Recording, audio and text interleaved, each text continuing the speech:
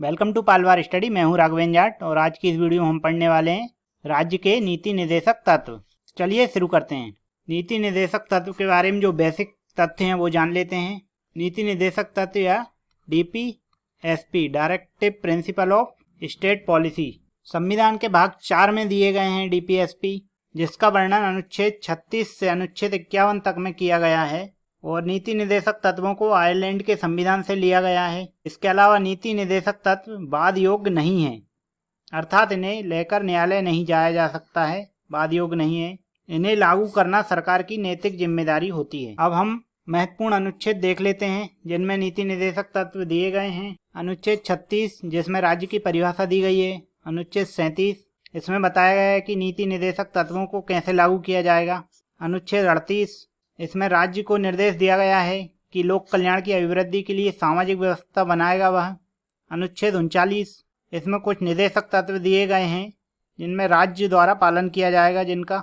अनुच्छेद 39A समान न्याय एवं निःशुल्क कानूनी सहायता, अर्थात सभी के साथ न्याय हो ऐसे नियम और कानून राज्य द्वारा बनाए जाएंगे या सरकार द्वारा बनाए जाएंगे और सभी के लिए निःशुल्क कानूनी सहायता प्रदान की जाएगी।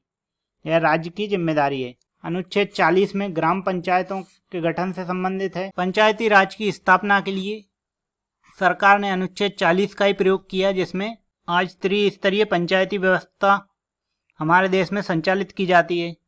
अनुच्छेद 41 काम, शिक्षा और लोक सहायता पाने का अधिकार दिया गया है। अनुच्छेद 42 काम की न्याय संगत और मानवोचित दशाओं तथा प्रसूति सहायता का उपबंध है। अनुच्छेद 43 कर्मचारियों के लिए निर्वाह मजदूरी। अनुच्छेद 43A उद्योगों के प्रबंधन और कर्मचारियों की सहभागिता। 43B सहकारी समितियों का उन्नयन। महत्वपूर्ण अनुच्छेद हैं ये सभी। अनुच्छेद 44 समान सिविल संहिता नागरिकों के लिए। अनुच्छेद 45 में है प्रारंभिक शिक्षावस्था की देखभाल एवं 6 वर्ष से कम आयु के बालकों को शिक्षा का प्रावधान। अनुच्छेद 46 में SC ST और दुर्बल वर्ग के शैक्षिक और आर्थिक हितों को बढ़ावा देना। अनुच्छेद 47 पोषाहार स्तर और जीवन स्तर को ऊंचा करने के लिए लोक स्वास्थ्य का सुधार करने का राज्य का कर्तव्य है।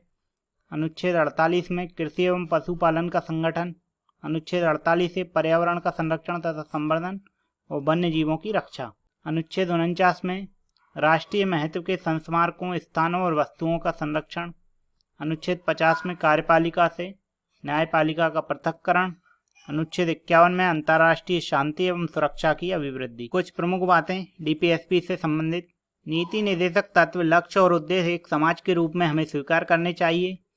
अधिकार जो नागरिकों को मौलिक अधिकारों के अलावा मिलने चाहिए और वे नीतियां जिन्हें सरकार को स्वीकार करना चाहिए। नीति निर्देशक तत्वों का उद्देश्य जो है लोगों का कल्याण, सामाजिक, आर्थिक और राजनीतिक न्याय, जीवन स्तर ऊंचा उठाना, संसाधनों का समान वितरण, अंतर्राष्ट्रीय शांति को बढ़ावा देना।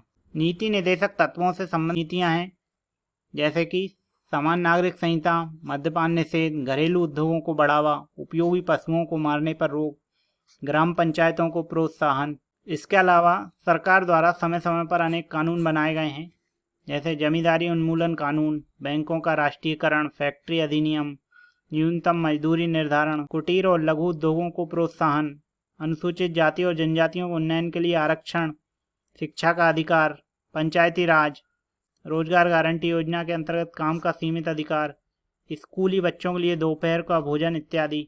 Thank you for watching. Video कैसी लगी इस बारे में कमेंट्स करके बताएं। आपका दिन शुभ हो।